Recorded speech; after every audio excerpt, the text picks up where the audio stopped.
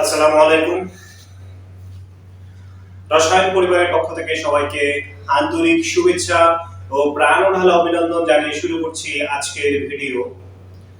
আজকের এই ভিডিওতে থাকবে বেনজিনের অ্যারোমেটিসিটি, এটা ব্যাখ্যা বিশ্লেষণ।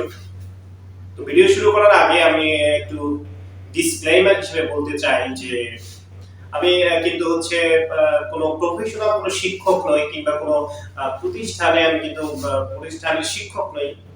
আমি জাস্ট শুধু হচ্ছে ভালো লাগার জায়গা থেকে, রসায়নের প্রতি একটি ভালো লাগা ভালোবাসার জায়গা থেকে হচ্ছে ক্রমাগত শেখার চেষ্টা করি, এবং ইউটিউব ভিডিওর মাধ্যমে আরো চেষ্টা করার শেখার চেষ্টা করে যাচ্ছি।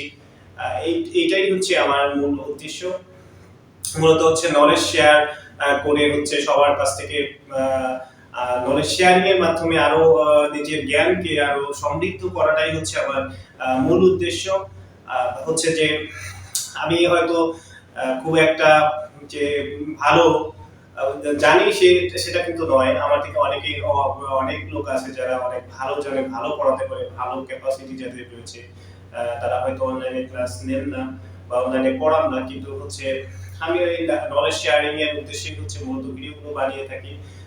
এবং হচ্ছে যে একজন রসায়নের একজন ছাত্র হিসেবে রসায়ন ভালো লাগা ভালোবাসার যে একটি স্পেস রয়েছে, সেই স্পেসটিতে হচ্ছে আমি দাঁড়িয়ে কিছু দু চারটা কথা বলি। সেটা হয়তো অনেক সময় যদি কোনো ভুল ত্রুটি থেকে থাকে সেটা ক্ষমা সুন্দর দৃষ্টিতে দেখবেন। হচ্ছে যে সেটা সুন্দর গঠনমূলক আলোচনা বা সমালোচনা করে সেটা শুধরানোর চেষ্টা করবেন। সবার প্রতি আমার সেই অনুরোধ রইল, এবং সেই অনুরোধ রেখেই শুরু করছি আজকের ভিডিও। তাহলে আমরা দেখতে পাচ্ছি যে এখানে হচ্ছে যে বেনজিনের অ্যারোমেটিসিটি প্রধান শর্তসমূহ। বেনজিনের অ্যারোমেটিসিটি বলতে হচ্ছে এক সময় ধারণা করা হতো যে যে সমস্ত অ্যারোমা হচ্ছে যে সৌরভ বা অ্যারোমা, যে অ্যারোমা মানে হচ্ছে সুগন্ধি যে সমস্ত জৈব যৌগে অ্যারোমা, যে সমস্ত জৈব যৌগের থেকে হচ্ছে ঘ্রাণ আসতো বা সুগন্ধি বের হতো, তারাই হচ্ছে অ্যারোমেটিক যৌগ। কিন্তু পরবর্তীতে এরা হচ্ছে হাকেল বা আরো অনেক বিজ্ঞানী আছে যারা হচ্ছে এসে পরবর্তীতে দেখান যে না, যাদের মধ্যে যে সমস্ত অনেক জৈব যৌগ আছে যেগুলো যেগুলো হচ্ছে যে তার মধ্যে কোনো ঘ্রাণ নেই কিন্তু তারা হচ্ছে অ্যারোমেটিক। যেমন বেনজিনের কিন্তু ঘ্রাণ নেই কিন্তু হচ্ছে সে কিন্তু অ্যারোমেটিক জৈব। তো সে হচ্ছে, তো আপনি যে গবেষণায় চারটি বৈশিষ্ট্য মাধ্যমে অ্যারোমেটিসিটি বা অ্যারোমেটিক হওয়ার শর্ত তারা নির্ধারণ করেছে। তার মধ্যে অন্যতম একটি হচ্ছে চাক্রিক গঠন, মানে সাইক্লিক যে স্ট্রাকচার, একটা জৈব যৌগের মধ্যে সাইক্লিক স্ট্রাকচার থাকতে হবে। তাহলে এটা হচ্ছে তার প্রথম একটি শর্ত, যে সাইক্লিক স্ট্রাকচার যদি থাকে, এবং আরো যে তিনটি শর্ত রয়েছে সেই শর্তগুলো যদি পূরণ করে তাহলে সেটি কিন্তু অ্যারোমেটিক জৈব যৌগ হবে বা অ্যারোমেটিক কম্পাউন্ড হবে। তাতে তার ঘ্রাণ বা সুগন্ধি থাকলো কি থাকলো না সেটা কোনো ব্যাপার না। এটা হচ্ছে যে প্লানারিটি বা সমতলীয়তা, যে একটি যে জৈব যৌগ রয়েছে, একটি জৈব যৌগের প্রত্যেকটি পরমাণু, যেমন আমরা হচ্ছে যে বেনজিন, আমরা যদি বলি যে বেনজিনের হচ্ছে যে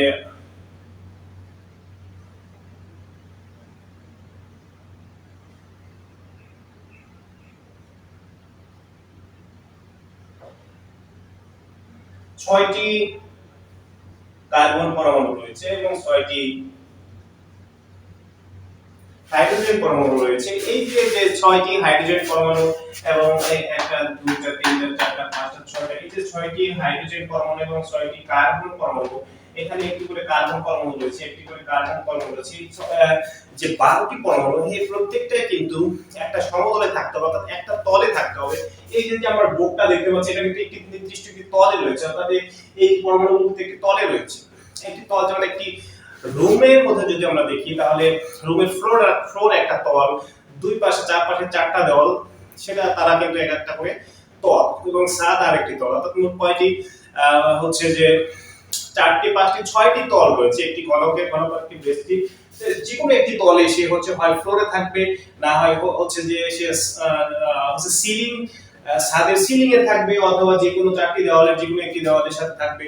একটি জায়গায় থাকবে। এইটাই হচ্ছে এটার একটা বৈশিষ্ট্য যে সে কিন্তু তার সমস্ত পরমাণুগুলো কিন্তু একটি তলে থাকবে, একটা থাকবে ছাদে, একটা থাকবে হচ্ছে যে ফ্লোরে। তাহলে সে কিন্তু হচ্ছে অ্যারোমেটিক যৌগের যে বৈশিষ্ট্য সেই বৈশিষ্ট্যের মধ্যে পড়বে না এবং তার মধ্যে কোনো প্রকার অ্যারোমেটিসিটি ও থাকবে না। এই হচ্ছে যে প্ল্যানারিটি এবং সম্পূর্ণ কনজুগেশন। আমরা এখানে কনজুগেশন বলতে দেখছি যে এখানে কিন্তু হচ্ছে একটি এখানে কিন্তু একটি ডাবল বন্ড রয়েছে। এটা হচ্ছে একটা পাই বন্ড, এটা একটা পাই বন্ড, এটা একটা পাই বন্ড এবং এই ডাবল বন্ড গুলো কিন্তু অল্টারনেট করে আছে। অর্থাৎ প্রথমে একটি ডাবল বন্ড, এরপরে কিন্তু একটি সিঙ্গেল বন্ড, এরপরে কিন্তু একটা ডাবল বন্ড, এরপরে কিন্তু একটা সিঙ্গেল বন্ড, এরপরে কিন্তু আবার একটা ডাবল বন্ড, এরপরে আবার একটা সিঙ্গেল বন্ড।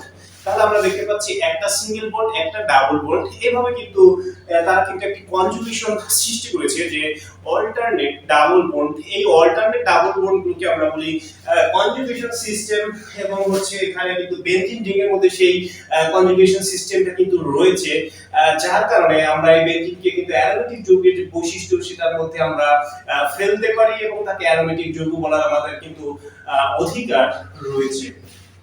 তাহলে আমরা দেখতে পাচ্ছি যে এটা একটা complex, it's a complex conjugation এখানে কিন্তু রয়েছে এবং এই যে পাই ইলেকট্রন রয়েছে, পাই ইলেকট্রনগুলো কিন্তু হচ্ছে এখানে সার্কুলেট করে, তারা একটা সার্কুলার ওয়েতে তারা হচ্ছে এখানে মুভ করতে পারে। এবার ডিলোকালাইজড যে হচ্ছে যে এই ইলেকট্রনগুলো কিন্তু ডিলোকালাইজড, তারা কিন্তু একটা নির্দিষ্ট স্থানে কিন্তু যে কনফাইন থাকে সেরকম তারা হচ্ছে যে এই তিনটে পাই পুরো যে চক্র, যে পুরো যে এখানে যে চক্রটি রয়েছে পুরো চক্রের মধ্যে কিন্তু তারা মুভ করতে পারে এবং হচ্ছে তাদের অবস্থান পরিবর্তনের মাধ্যমে তারা একটা শক্তিশালী, একটি স্থিতিশীল, স্টেবল একটি কনফিগারেশন কিন্তু তারা উপহার দিতে পারে। এটাই হচ্ছে যে কমপ্লিট কনজুগেশনের একটি মূল বৈশিষ্ট্য। এবং হচ্ছে যে চতুর্থ নম্বরে যে বৈশিষ্ট্য রয়েছে এটা হচ্ছে হাকের জুল বা হাকের নিয়ম। হাকের নিয়মটা হচ্ছে আমরা জানি যে হাকের নিয়মের মাধ্যমে আমরা ব্যাখ্যা করব যে এটি একটি হচ্ছে যে অ্যারোমেটিক যৌগ। হাকের নিয়ম অনুসারে হচ্ছে 4n + 2 সংখ্যক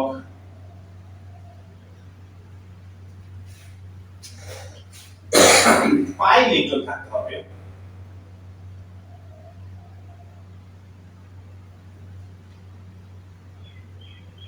অর্থাৎ কোনো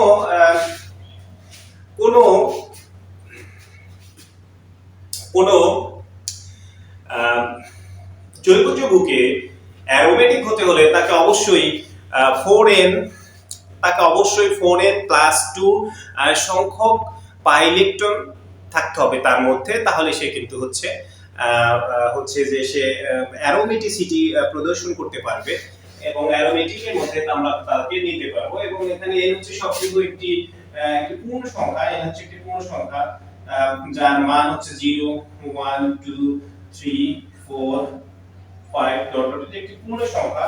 এটা ইজ নট ফ্র্যাকশন, এটা কিন্তু কোনো ফ্র্যাকশন না, এটা হচ্ছে একটি কমপ্লিট ইন্টিজার নাম্বার বা পূর্ণ সংখ্যা। এটা সম্পূর্ণ একটি পূর্ণ সংখ্যা। n এর মান 0 1 2 3 থেকে শুরু করে ইনফাইনাইট পর্যন্ত হতে পারে। তাহলে আমরা দেখলাম যে 4n + 2 এটাই কিন্তু এই হুকের রুল, এটাই কিন্তু হচ্ছে হুকের রুল। এই হুকের রুলটাই হচ্ছে 4n + 2 সংখ্যক পাই ইলেকট্রন থাকতে হবে। এখন আমরা দেখব যে বেনজিন রিং এর মধ্যে 4n + 2 সংখ্যক পাই ইলেকট্রন রয়েছে কিনা। আমরা জানি বেনজিন রিং এর মধ্যে আমরা জানি হচ্ছে যে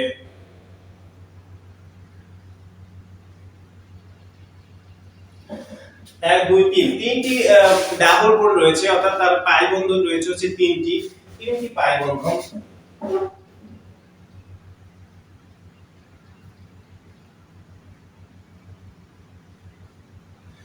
তিনটি পাই বন্ধন এবং একটি বন্ধনে আমরা জানি যে একটি পাই বন্ধনে দুইটি ইলেকট্রন থাকে। একটি পাই বন্ধনে দুইটি ইলেকট্রন থাকে। যদি একটি পাই বন্ধনে দুইটি ইলেকট্রন থাকে তাহলে তিনটি পাই বন্ধনে মোট কয়টি ইলেকট্রন থাকবে সেটা কিন্তু আমরা জানি যে 3 × 6। তাহলে একটি পাই বন্ধনে আমরা জানি হচ্ছে একটি পাই বন্ধনে থাকে হচ্ছে দুইটি ইলেকট্রন, বা একটি সিগমা বন্ধনে কিন্তু দুইটা ইলেকট্রন থাকে, বন্ধনে থাকে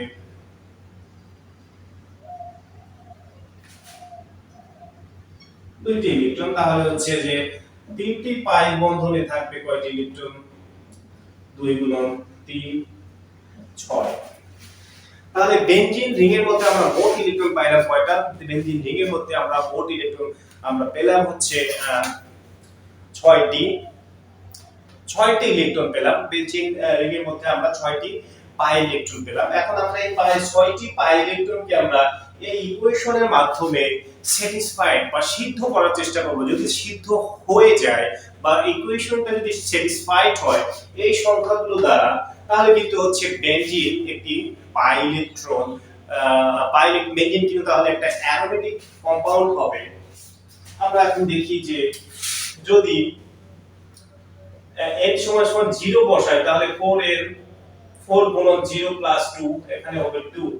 n সমান সমান যদি 1 হয় তাহলে হচ্ছে 4 গুণন 1 প্লাস হচ্ছে 2 মানে হচ্ছে 6। তার মানে কিন্তু 6 পাওয়া গেল। 6 যেহেতু পাওয়া গেছে অর্থাৎ বেনজিন কিন্তু একটি বেনজিন কিন্তু একটি অ্যারোমেটিক কম্পাউন্ড হয়ে গেল। যেহেতু হচ্ছে 4n প্লাস 2 কে স্যাটিসফাইড করছে, n সমান সমান 1 এর জন্য বেনজিন n সমান সমান 1 এর জন্য 4n plus 2 is equal to এর মান আমরা পেয়েছি 4n প্লাস 2 এর মান পেয়েছি হচ্ছে 6। অতএব 6 পাওয়ার কারণে হচ্ছে আমরা বলতে পারবো যে বেনজিন কিন্তু একটি অ্যারোমেটিক কম্পাউন্ড এবং তার মধ্যে হচ্ছে অ্যারোমেটিসিটি যে বৈশিষ্ট্য সেটি কিন্তু রয়েছে। একটি বিশেষ অ্যারোমেটিসিটার কিসের একটি বিশেষ বৈশিষ্ট্য যার কারণে হচ্ছে ওই কম্পাউন্ডটি মানে হাইলি স্টেবল এবং একটি স্টেবল বা হাইলি স্টেবিলিটি তারা প্রাপ্ত হয় এবং এই কারণেই হচ্ছে যে এটা প্রাপ্ত হয় বিশেষ কয়েকটি কারণে। এটা হচ্ছে যেমন চাকরিক গঠন, সাইক্লিক স্ট্রাকচার, কমপ্লিট ডিলুকালাইজেশন আর কমপ্লিট কনজুগেশন থাকার কারণে কিন্তু তারা সম্মিলিত প্ল্যানারিটি থাকার কারণে কিন্তু তারা কিন্তু তাদের স্টেবিলিটি কিন্তু অনেক বেশি হয় এবং এই বিশেষ যে স্থায়িত্ব যে বৈশিষ্ট্যের কারণে বিশেষ যে স্থায়িত্ব হয় সেটি হচ্ছে অ্যারোমেটিসিটি অথবা অ্যারোমেটিক যৌগের যে বৈশিষ্ট্য কোনো যৌগ ধারণ করে তাহলেই সেটিকে বলা হয় অ্যারোমেটিসিটি। এই প্রপার্টিটাই হচ্ছে অ্যারোমেটিসিটি যে তার মধ্যে 4n + 2 সংখ্যক ইলেকট্রন থাকে, তার মধ্যে ডিলোকালাইজেশন বা কমপ্লিট কনজুগেশন থাকে, তার মধ্যে প্ল্যানারিটি থাকে, তার মধ্যে হচ্ছে সাইক্লিক স্ট্রাকচার থাকে। এই যে বৈশিষ্ট্যগুলো যে কম্পাউন্ড ধারণ করে বা কম্পাউন্ডের মধ্যে বিদ্যমান থাকে সেই বৈশিষ্ট্যগুলোকেই বলা হয় হচ্ছে অ্যারোমেটিসিটি। যে ধর্মগুলো রয়েছে সেই ধর্মগুলো হচ্ছে অ্যারোমেটিসিটি।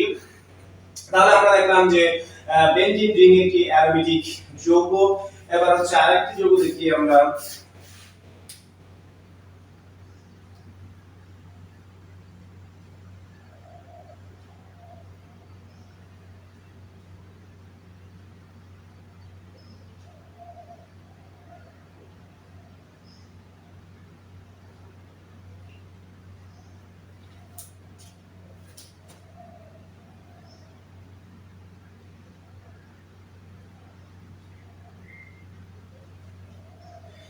সাইক্লোপেন্টিন।